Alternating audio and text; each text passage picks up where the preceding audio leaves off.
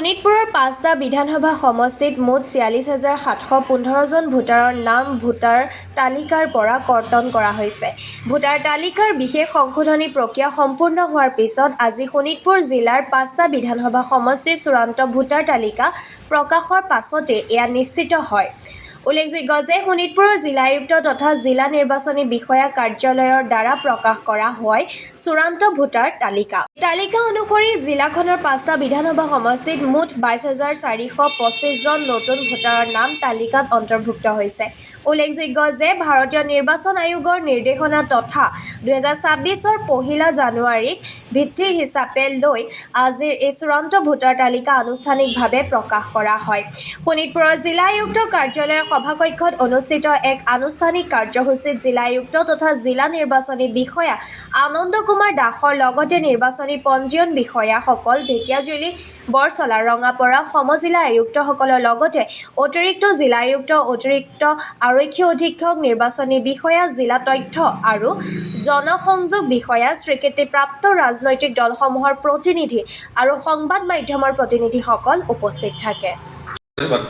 সেইটো ক'লো বাট পৰামৰ্শ এনেকুৱা নহয় যে তেওঁ ভোটাধিকাৰ তেওঁ সাব্যস্ত কৰিব পৰাকৈ তেওঁ নিজকে প্ৰতিষ্ঠা কৰিব নোৱাৰিব। এই কথা নহয়, তেওঁলোকে আজি ডেটৰ পৰা এতিয়া যদি এছাৰ নহয়, যে নৰ্মেল যিটো প্ৰক্ৰিয়া আমাৰ থাকে, আমাৰ ইনকুৱেশ্যনৰ যিটো নৰ্মেল প্ৰক্ৰিয়া আছে, সেই নৰ্মেল প্ৰক্ৰিয়াটো মতে তেওঁলোকে এপ্লাই কৰিব পাৰিব 6 ফৰ্মৰ যোগেদি।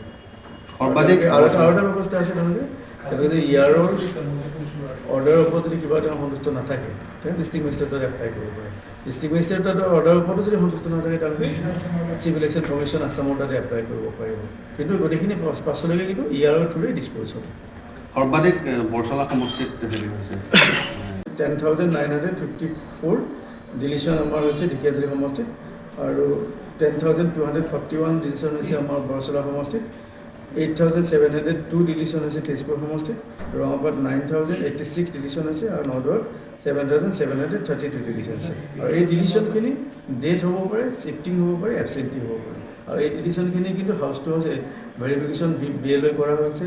তাৰোপৰি ইয়াৰো হিয়াৰিং লৈছে আৰু BLO ৰিপৰ্ট লৈছে। তাৰ পাছতে এই গোটেইখিনি আমাৰ ডিলিশ্যনটো সম্পন্ন হৈছে। বাট পৰামৰ্শ এনেকুৱা নহয় যে তেওঁ ভোটাধিকাৰ তেওঁ সাব্যস্ত কৰিব পৰাকৈ তেওঁ নিজকে প্ৰতিষ্ঠা কৰিব নোৱাৰিব। এই কথা নহয়, তেওঁলোকে আজি ডেটৰ পৰা এতিয়া যদি এছাৰ নহয়, যে নৰ্মেল যিটো প্ৰক্ৰিয়া আমাৰ থাকে, আমাৰ ইনকুৱেশ্যনৰ যিটো নৰ্মেল প্ৰক্ৰিয়া আছে, সেই নৰ্মেল প্ৰক্ৰিয়াটো মতে তেওঁলোকে এপ্লাই কৰিব পাৰিব 6 ফৰ্মৰ যোগেদি।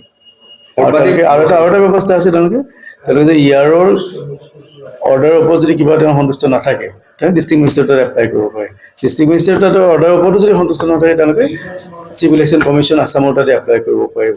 কিন্তু গোটেইখিনি পাছলৈকে কিন্তু ইয়াৰৰ থ্ৰুৰে ডিছপ'জ হ'ব। সৰ্বাধিক আছে আমাৰ যিটো গোটেই কণ্টিনিউ আপডেশ্যন প্ৰক্ৰিয়াটো কণ্টিনিউ হিচাপে চলি থাকে, আৰু লাষ্ট ডেট অফ নমিনেশ্যনলৈকে চলি থাকে।